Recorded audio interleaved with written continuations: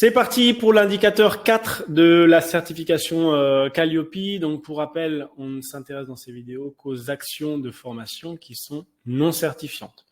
Tout ce qui concerne l'AVE, bilan de compétences, les actions par apprentissage, ça, on le voit directement sur mon site certiformat.fr. C'est d'ailleurs pour cette raison qu'on passe directement de l'indicateur 2 à l'indicateur 4, puisque l'indicateur 3 concerne les formations certifiantes. Concernant cet indicateur 4, donc on va voir directement sur le guide, hop, on va aller directement sur l'indicateur 4. Qu'est-ce qu'on nous demande? Donc, présentation de l'indicateur, le prestataire analyse le besoin du bénéficiaire en lien avec l'entreprise et ou le financeur concerné. Niveau attendu, démontrer comment le besoin du bénéficiaire est analysé en fonction de la finalité de la prestation. Donc là, pour l'indicateur 4, on s'intéresse vraiment uniquement à l'analyse du besoin qui doit être réalisé en amont de la prestation. Concernant la non-conformité, donc là, c'est une non-conformité majeure, donc c'est un point très important, comme tous les autres de la certification Calliope, mais ça l'est presque plus, puisque c'est une non-conformité majeure. Obligations spécifiques, donc là, CFA ou alternance, ça ne nous concerne pas. CBC, donc bilan de compétences non plus. Dans le cas où le prestataire accueille un public en situation de handicap, le prestataire démontre qu'il prend en compte les situations de handicap et les besoins en compensation. Donc vous le verrez, surtout dans le pack de documents, il y a énormément de documents concernant le handicap, donc pas de problème pour cette partie-là. Et exemple de preuve, donc tout support synthétisant les besoins identifiés du bénéficiaire ou d'un groupe de bénéficiaires, grille d'analyse, diagnostic préalable, dossier d'admission, compte rendu d'entretien, critères de détermination de l'opportunité ou de la faisabilité de la prestation. Donc, vous verrez, il y a énormément de choses que l'on peut montrer pour cet indicateur 4 Calliope. Nota bene, dans le cas où le prestataire n'est pas responsable de l'analyse du besoin du bénéficiaire, il démontre qu'il en tient compte dans la conception et l'exécution de la prestation. Vous le voyez, aucun cadre pour les sous-traitants, donc c'est-à-dire que ce sont les mêmes attentes que pour les organismes qui ne font pas de sous-traitance. Voilà ce qu'on pouvait dire sur le cas. Donc si on retourne à la présentation, donc en introduction, première définition qui est donnée dans le guide référentiel qualité Calliope, un bénéficiaire, c'est une personne à qui la prestation est dispensée. Donc c'est vraiment à ce bénéficiaire-là, à cette personne-là, qu'on doit analyser le besoin. L'analyse des besoins doit être réalisée en amont de la formation. Donc, ça paraît évident, mais on analyse le besoin, ensuite on contractualise et ensuite on démarre la prestation. Donc ça, c'est évident et ça sera vérifié le jour de l'audit Calliope. L'analyse des besoins permet de s'assurer que la formation que vous proposez est adaptée aux objectifs du bénéficiaire. Ce qu'ils veulent éviter, c'est un petit peu ce qui se passe avec le e-learning ou dans certaines formations avec le e-learning, parce que le e-learning c'est top, mais ça a quand même des petits inconvénients. Ce qu'ils veulent, c'est éviter des formations toutes prêtes qui ne répondent pas aux objectifs du bénéficiaire. Donc pour ça, c'est important de savoir quels sont les objectifs, quelles sont les motivations du bénéficiaire et de proposer une formation qui réponde à ces objectifs-là. L'analyse des besoins peut être couplée au test de positionnement. Donc, on le reverra à indicateur 8. On verra qu'il faut analyser le niveau des apprenants en début de formation. Donc, vous pourriez profiter de l'analyse des besoins pour coupler et pour vérifier, pour connaître le niveau en début de formation des apprenants. On en reparlera à indicateur 8. Ne vous inquiétez pas. Comme je vous le disais avant aussi, il faut également intégrer tout le volet handicap dans cet indicateur. Donc, vous verrez dans le pack de documents, il y a énormément de choses sur le handicap.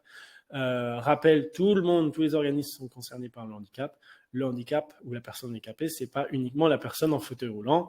Il y a des handicaps visuels, il y a énormément de handicaps et même des handicaps qui sont invisibles. Donc, tout le monde est concerné par le handicap.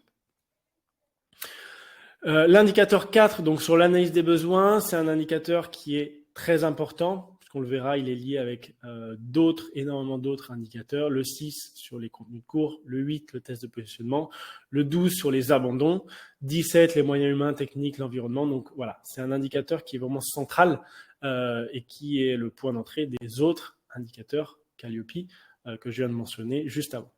C'est un moment d'échange très important entre vous et le bénéficiaire, puisque ça vous permet plusieurs choses. Déjà de récolter leurs besoins, de savoir s'ils sont réellement intéressés par la formation, parce que bien évidemment, si vous acceptez tout le monde en formation et que si derrière il y a des abandons, c'est problématique. Donc c'est pour ça que c'est un moment d'échange très important. Quand je dis moment d'échange, il n'y a pas forcément besoin d'avoir une discussion. On verra qu'il y a d'autres moyens de récolter le besoin, mais l'idée, c'est de récolter le besoin. Donc ça, on verra juste après comment on fait des petites solutions simples pour récolter, pour analyser le besoin du bénéficiaire. L'analyse des besoins, donc ça me semblait important de le mettre. Elle permet quoi? D'identifier déjà les bénéficiaires, les caractéristiques, la situation professionnelle, le niveau de compétence, indicateur 8. Donc ça, c'est important. De comprendre leurs besoins et leurs attentes.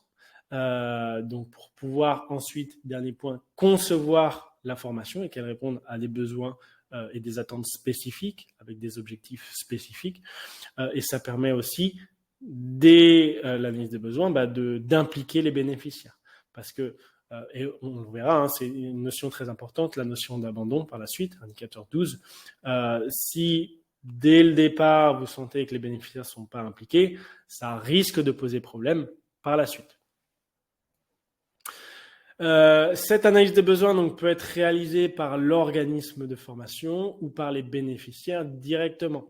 Donc ça, c'est ce que je mets en gras, c'est important. Ça dépend vraiment de ce que vous voulez mettre en place dans vos formations.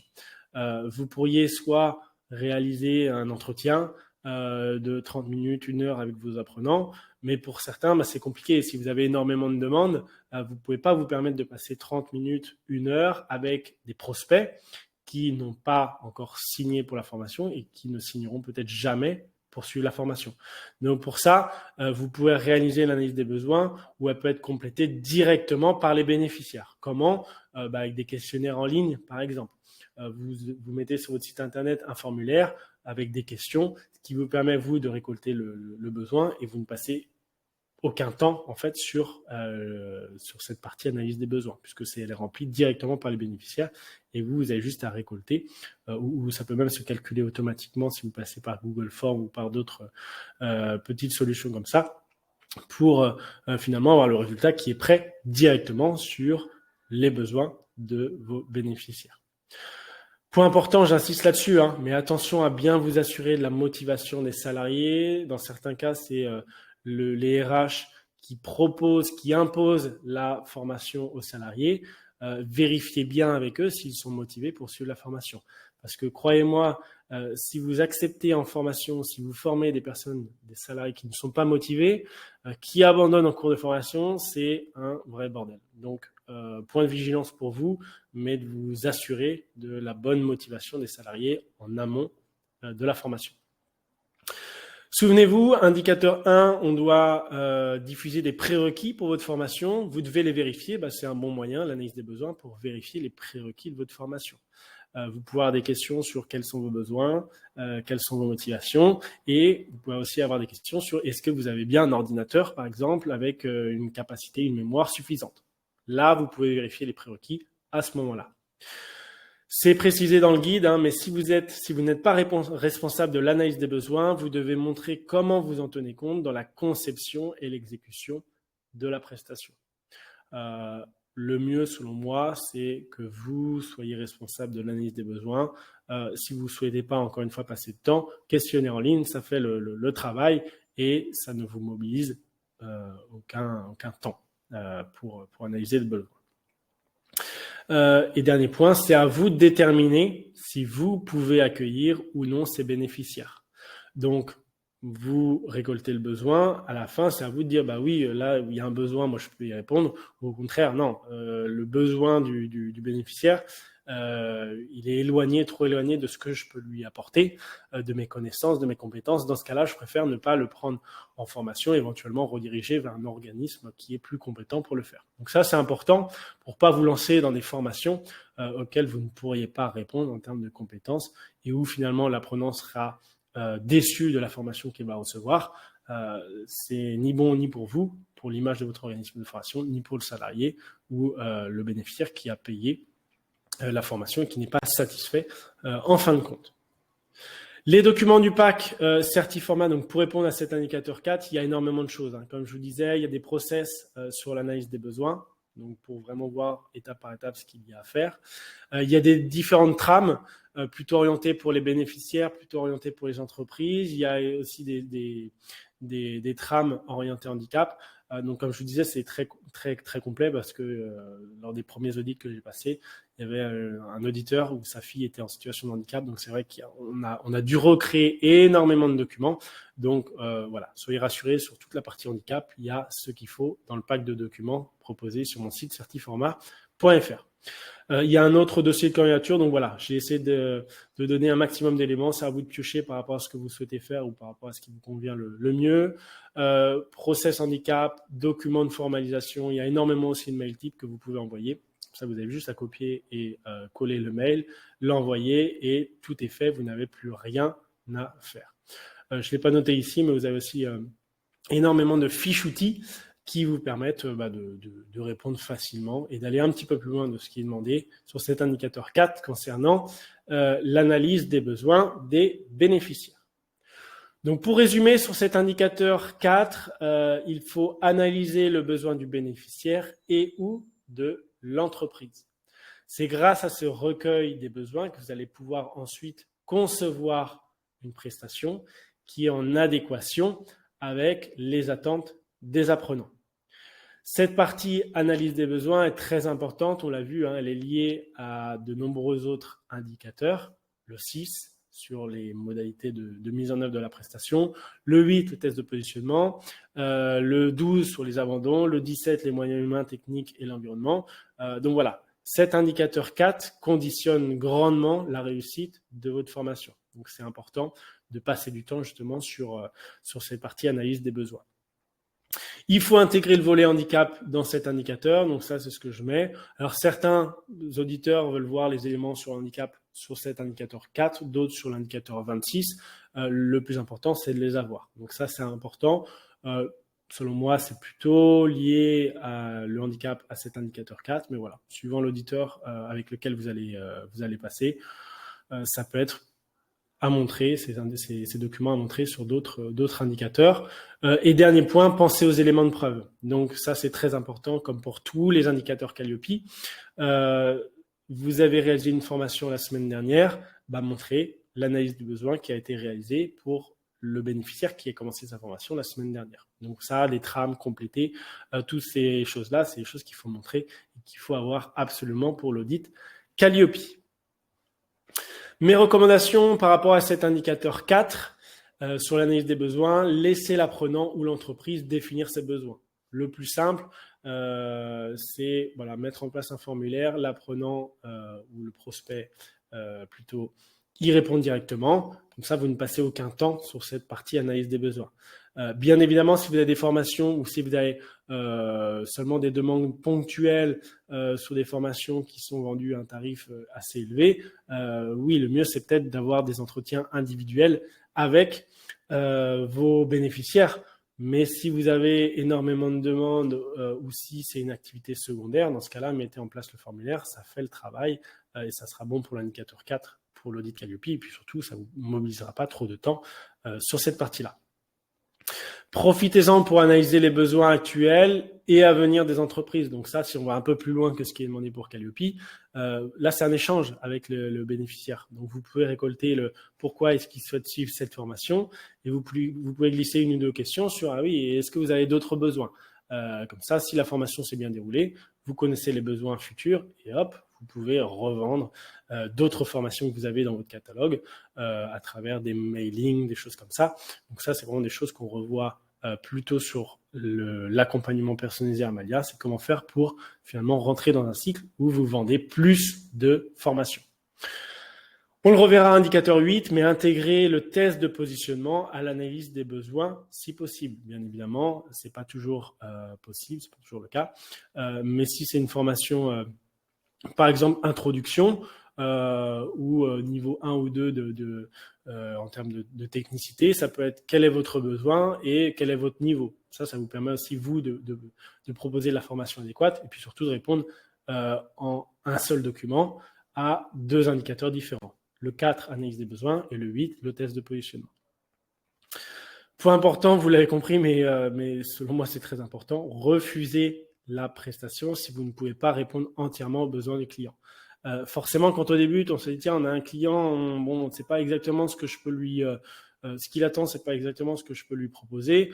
On va quand même faire cette formation. Non, pour moi, ça à éviter parce que le client va être déçu. S'il va être déçu, il va le faire savoir. Vous n'allez pas être pleinement satisfait non plus. Donc, je sais que c'est difficile, mais voilà. Proposez des formations uniquement quand vous savez que vous pouvez répondre à l'objectif, aux attentes, aux motivations du client. Sinon, ne le faites pas. Sinon, ça va vous apporter plus de problèmes par la suite qu'autre chose. Automatiser le process, donc ça, c'est pour moi hyper important, parce que vous allez le voir, plus on va avancer, plus il y aura de choses à faire pour Calliope. Donc, automatiser au maximum le process. Là, c'est le formulaire. Formulaire, le client, il répond automatiquement, il envoie sur le bouton envoyer, tout est calculé, et comme ça, vous n'avez rien à faire. Et ça, c'est important. On n'est qu'à l'indicateur 4, mais si vous le faites sur chacun des indicateurs, vous allez voir que la mise en œuvre d'une formation, ça va se faire très naturellement puisque vous n'avez rien à faire. Tous les mails partent automatiquement, tous les indicateurs, l'analyse des besoins est traitée automatiquement, donc vous n'avez plus de temps à passer là-dessus. Et vous allez voir, vous me remercierez pour l'audit de surveillance. Donc voilà ce qu'on pouvait dire sur l'indicateur 4. Donc toujours la même chose, moi je peux vous accompagner sur cet indicateur et sur les autres, soit à travers les packs de documents prêts à l'emploi, 200 outils et process personnalisables, donc il y a énormément d'outils. Voilà, j'essaie d'être le plus complet possible pour que finalement vous puissiez choisir ce qui vous intéresse le plus. Ce sont des documents qui sont conformes aux attentes des organismes certificateurs, qui sont régulièrement mis à jour. Donc pas d'inquiétude par rapport à ça, et surtout sur ces documents vous allez trouver des conseils, des recommandations qui viennent en plus de ce que vous trouvez dans la vidéo, ce qui vous permet de vous préparer très facilement et très rapidement surtout à l'audit Calliope. Si vous souhaitez aller beaucoup plus loin ou si vos problématiques sont plus complexes, dans ce cas-là l'accompagnement personnalisé est peut-être plus judicieux. 20 heures environ en visioconférence, donc je mets 20 heures environ parce que s'il y a besoin de plus, on passe plus de temps. Ça fait partie de la prestation.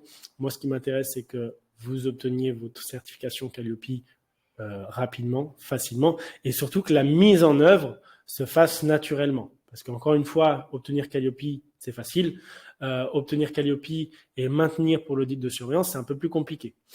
Donc ça, c'est tout ça. Toute cette partie-là, on la voit aussi lors de l'accompagnement personnalisé. On s'appuie sur le pack documentaire d'environ 200 modèles, 200 outils et process qu'on retrouve dans le pack de documents. Et bien évidemment, il y a toute la partie où je vous prépare à l'audit à travers un audit blanc. Je vous remets un rapport d'audit, on retravaille jusqu'à ce que tout soit parfait pour l'audit initial Calliope. Obligation de résultat, avec cette prestation-là, vous êtes sûr à 400% d'obtenir la certification Calliope du premier coup sans non-conformité. Voilà pour cet indicateur 4 concernant l'analyse des besoins. Prochain indicateur, c'est l'indicateur 5 sur la définition des objectifs, qu'ils soient opérationnels et évaluables.